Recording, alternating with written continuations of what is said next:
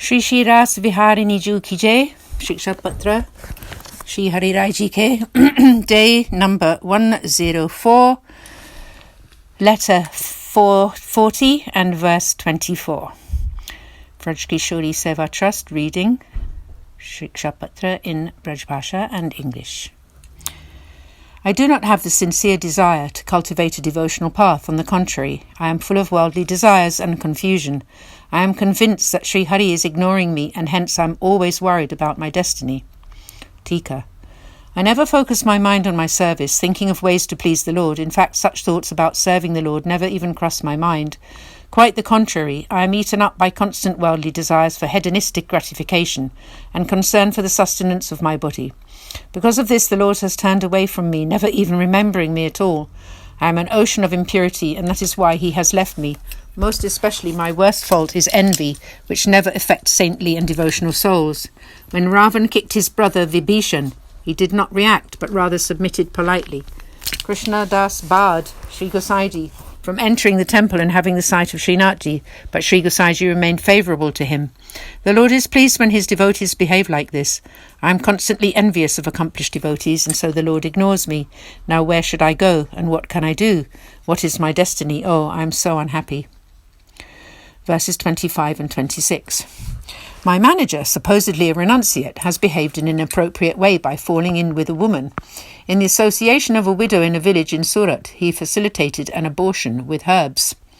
Tika, Sri Hariraji states, I am already full of grief about my devotional path, and now I also have a nasty worldly situation to deal with. My manager, who was seemingly a renunciate and the recipient of praise from all around, whom I considered to be a graced soul, and whom I kept close to myself, fell in with a woman. In this age of Kali, women behave very enticingly and can render a man devoid of patience, knowledge, and wisdom. Thus he fell under her sway and behaved very badly as his heart became infatuated with her. In this way, infatuated with the feminine gender, he secretly went to a village in Surat where he had relations with a widow who became pregnant. They both became very sad and confused and didn't know what to do. They obtained many types of herbs and medicines and aborted the fetus. Now everyone everywhere has heard about this. Note to verses 25 and 26. It seems that the purpose of writing this tale is to show how one must be very careful about the company one keeps. A person might seem, when you look from a superficial point of view, to be very pious. Look to their inner heart before taking them as your close companion. B. The manager was supposed to be a renunciate, so it was more surprising that he fell in with a woman. Renunciates should never be close to the opposite gender. There is some discrepancy in textual versions as to whether the manager was the father of the fetus or just the facilitator of the abortion. It doesn't matter. He should not have been involved in this way with a woman at all. Verse 27. There is no doubt that one or the other of them caused the death. The Vaishnava named Premji made a lot of effort to relieve the situation for me.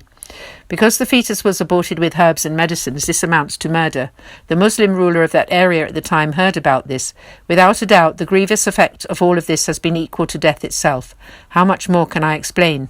My associate, the Vaishnava Premji, put in a lot of effort to reverse this unfortunate situation and to appease the ruler. Verse 28. Now whom can I trust? My heart is full of grief, and because of the lack of manpower, even my home is not running efficiently. After all of these affairs, in whom should I trust? I had kept in my company this true devotee who had given up family life and renounced all its painful association. When this kind of person can become involved in such an affair, then whom should I keep close to me? Whom should I trust? It is impossible to find any suitable person, and that is a sad situation. When I travel, I need someone at home, but I cannot find such a person. Neither do I trust anyone. Without trust, there is no contentment. Verse 29. The Vaishnava devotee Premji has an affectionate heart, but I cannot overlook these tainted activities of his. He is trying hard to live like a renunciate. Tika. Premji is a devotee with a very loving heart. He has been involved in and looked after my worldly and spiritual activities, but I cannot forget these wrongful activities of his. Premji has firm dedication towards me and tries to avoid the mundane world. He does a lot of work for me. He is a householder, but as far as possible has kept a renounced attitude according to scriptural rules. With him around, my mind has been at ease. Verse 30.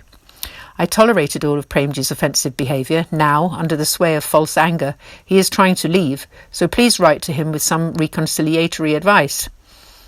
Tika, now Premji is thinking of leaving me, and I am wondering how I will cope, so please write some words of pacification.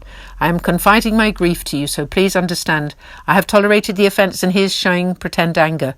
A good devotional soul never resorts to anger because it is a huge obstacle in the devotional path and renders mental absorption into the Lord impossible.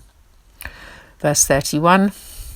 Now grace prevails as before. A pacified mindset and graceful situation are now reinstated. Therefore, please do not be afraid to write to me.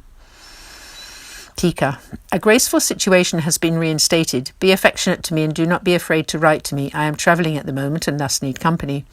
When a known companion leaves, then it is necessary to replace them. Your letters can remove their doubts and objections, so please do write. Verse 32. Please write to him in such a way that his heart and mind remain stable, with lots of praise. He does tend to talk a bit too much. However, he is free from the major faults of lack of faith and taking shelter elsewhere, and thus is a good person. Tika. Please write him letters of praise so that he is reconciliated and his consciousness becomes one-pointed. He might be very talkative, but he is free from the two most major impurities, faithlessness and disloyalty, and can therefore be considered a very good person. Verse 33. Your association is for him like an expert Ayurvedic doctor, traditional medic, whose healing auspices bring comfort into the home. So he has become like a ball which may fall down, but then soon bounces back up again. The physician of a household knows a cure for every type of disease and so is very useful in bringing comfort through healing. Just as a ball descends but then bounces back up again, in the same way this man of renounced character fell down, but now, with the healing help of your association, has risen back to his original status. Any other matter will be known from his written replies. Thus concludes letter 40. So continue tomorrow on day 105 with letter 41, which is, as you know, the final letter. So aaj ke anand ki jai, sab Vaishnavan ko sadar sadenya sab prem sanand jai Shri Krishna, Shri Acharya ji, Shri Hari Rai ji, Sri Gosai ji ki jai ho, Shri Shri Ras Viharini ji ki jai, jai jai Shri Radhe.